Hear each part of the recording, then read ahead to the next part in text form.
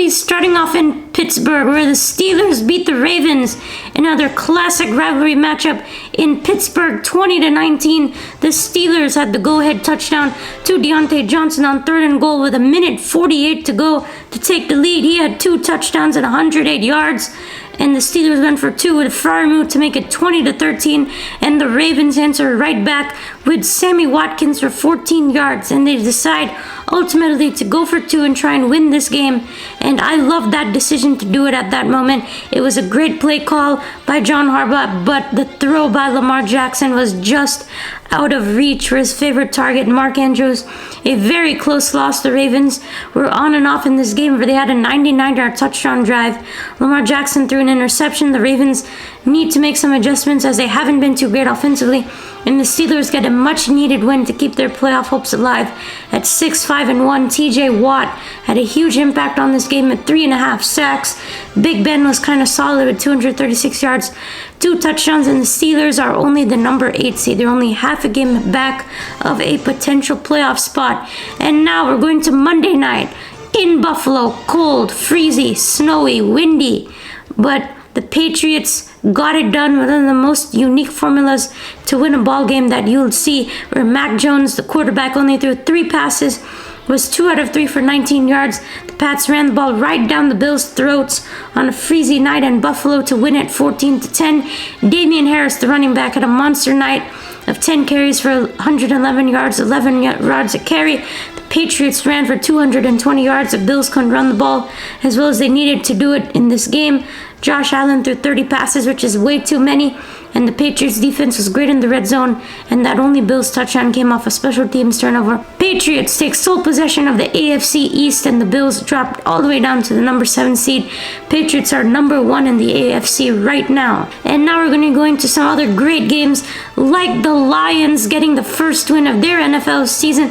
Lions winning it at the buzzer in Detroit to get their first win of the 2021 NFL season. They're not winless anymore. Jared Goff had the 75-yard game-winning drive, and Amon-Ra St. Brown had the breakout game in the game-winning 11-yard touchdown with zeros on the clock. 10 catches for 84 yards. Jared Goff passed for almost 300. TJ Hawkinson had TD, and the Vikings just got embarrassed, and their defense couldn't do anything. And that's really hurt their chances. The Vikings are playing tonight against the Steelers. I like the Steelers in that game. If Minnesota loses, probably Mike Zimmer is going to get fired. Minnesota is right now the number 9 seed. The Chargers won an epic scoring battle in Cincinnati in a highly entertaining game, 41-22. The Chargers are so inconsistent at this point. They can either beat the best team in the league or lose to the Lions. I mean, I don't really know what you're going to see out of them on a week-to-week basis. They got a huge win, boost them to number 5 in the AFC, beating the Bengals. Defense got so many turnovers, 2 huge ones. Fumble return back. Chargers like 24-0 at one point. Every game that they play is pretty much a heart attack. Herbert had 317 yards and 3 touchdowns. And now, we're only going to Washington. The Washington football team is streaking right now at 4 straight wins, and they got it on a game-winning field goal of 48 yards by Brian Johnson in Las Vegas, and they're still alive in the division, only 2 games behind the Cowboys.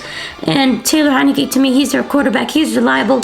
Their defense did really good against Derek Carr's passing offense, not allowing any passing touchdowns, bending but not breaking, and the Raiders were 2 out of 8 on 3rd down.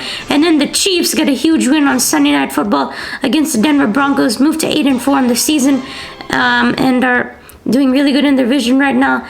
The Chiefs' defense has consistently stepped up for them, allowing only 9 points. They got a pick 6 by Sorensen that ended the game. 2 picks. Mahomes, again, only had 184 yards, interception and a rushing touchdown. They haven't been explosive and have been the biggest disappointment of the season in the NFL. The Chiefs' offense not delivering, only 265 total yards, but they've gotten better at so many different kinds of defenses, and they won 22-9. They started with a bang offensively, but they slowed down, and then finally, going all the way back to last Thursday night, the Cowboys rebounded in New Orleans, led by that defense, forcing 4 turnovers, including a pick 6 by Carlos Watkins against Taysom Hill, and they win 27-17.